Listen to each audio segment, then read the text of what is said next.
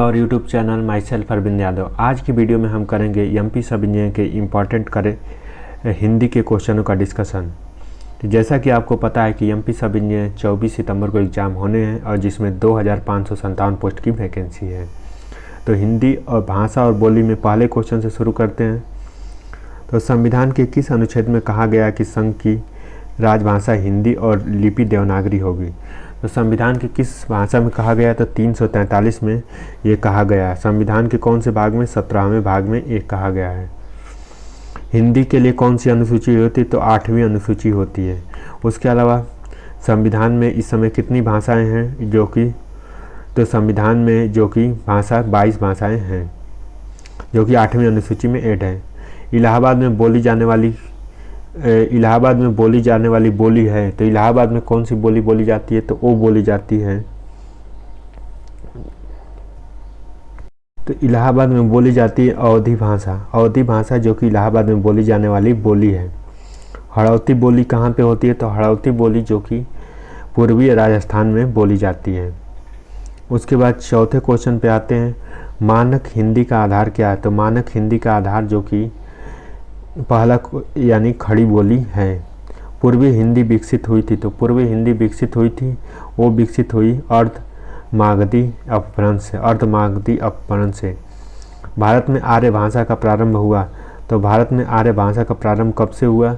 तो 1500 ईसा पूर्व के आसपास हुआ।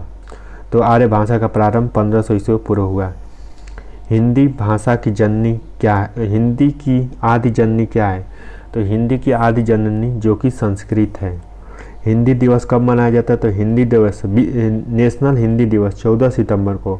विश्व हिंदी दिवस जो कि 10 जनवरी को विश्व हिंदी दिवस मनाया जाता है 10 जनवरी को, क्योंकि उस दिन हिंदी का सम्मेलन हुआ था। अब आइए इस इम्पॉर्टेंट और क्वेश्चनों का करते हैं डिस्कशन। संविधान के किस अनुच्छेद में कहा गया कि संघ की राजभाषा हिंदी और लिपि देवनागरी होगी? तो ये 343 नंबर के आर्टिकल में कहा गया है। इलाहाबाद में बोली जाने वाली बोली कौन सी है? तो यह है अवधी। पंजाबी का विकास अपभ्रंश के किस रूप में हुआ? तो पंजाबी का विकास जो कि अपभ्रंश के बाछड़ में हुआ। भारतवर्ष में हिंदी भाषा का सबसे पहले किसने सुझाया? तो भारतवर्ष में हिंदी भाषा का नाम सबसे पहले किसने सुझाया? तो इसका करेक्ट आंसर होता है महात्मा गांधी। महात्मा गांधी जिन्हें राष्ट्रपिता के नाम से भी जाना जाता है। भारतीय संविधान में हिंदी की मान्यता कब मिली? तो हिंदी की मान्यता जो कि 14 सितंबर 1949 को मिली। अपभ्रंश की पुरानी हिंदी किसने कहा? तो अपभ्रंश की पुरानी हिंदी जो कि भारतेंदु हरिश्चंद्र ने कहा। अपभ्रंश को पुरानी हिंदी जो कि भारतेंदु हरिश्चंद्र ने कहा। हिंदी की उपभाषाएं कितनी हैं? तो हिंदी की उपभाषाएं जो कि 5 होती हैं। उसके बाद आते हैं 14 नंबर के क्वेश्चन में। हिंदी में कौन सी बोली पूर्वी हिंदी की नहीं है? तो इनमें कौन सी बोली पूर्वी हिंदी की नहीं है? तो बिहारी जो कि पूर्वी हिंदी की नहीं है। पश्चिमी हिंदी बोली नहीं है। तो पश्चिमी हिंदी बोली नहीं है, तो ये है अवधी। पश्चिम हिंदी की बोलियों की संख्या है। तो पश्चिम हिंदी में बोलियों की संख्या है जो कि 5। पूर्वी हिंदी में बोलियों की संख्या है। तो पूर्वी हिंदी में बोलियों की संख्या जो होती है वह है अवधी, बघेली, छत्तीसगढ़ी। भोजपुरी मगही मैथिली किसने से संबंधित है? तो ये संबंधित है बिहारी हिंदी से। जुड़गांव हिंदी करनाल के पश्चिमी क्षेत्रों में बोली जाने वाली अहिरवाटी का संबंध किससे है? तो इसका संबंध पश्चिमी राजस्थानी से है। पूर्वी राजस्थानी का अन्य नाम क्या है? तो पूर्वी राजस्थानी का अन्य नाम जो कि ढूंढाड़ी है। ढूंढाड़ी जो कि पूर्वी राजस्थानी का अन्य नाम है। खड़ी बोली कहाँ बोली जाती है? तो खड़ी बोली कहाँ बोली जाती है?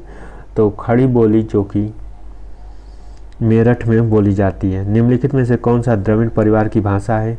तो द्रविड़ परिवार की भाषा जो कि कन्नड़ है। कन्नड़ जो कि द्रविड़ परिवार की भाषा है। उसके बाद पश्चिमी हिंदी का सर्वाधिक प्रयुक्त बोली इनमें से कौन सी है? तो ये है ब्रजभाषा। पश्चिमी हिंदी की सर्वाधिक प्रमुख बोली इनमें से कौन सी है? तो ब्रज भाषा है। ब्रज भाषा किस अपभ्रंश से विकसित है? तो ब्रज भाषा जो कि सौरसेनी अपभ्रंश से निकली हुई है, विकसित है।